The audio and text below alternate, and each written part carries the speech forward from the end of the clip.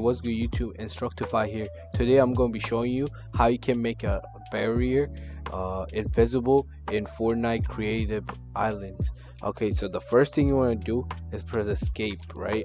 And then go to island settings. In island settings, and here go to content. After you went to content, right, you want to go to devices. In devices, you want to search for barrier, right?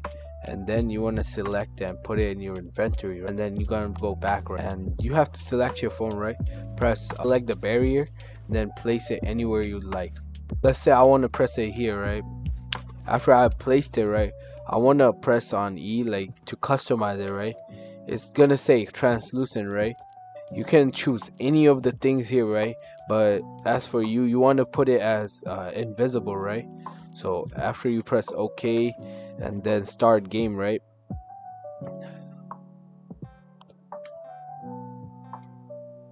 you can see that this barrier is invisible and you can't go in here. So if this video helped you, make sure you like and leave a comment down below if you need any more help.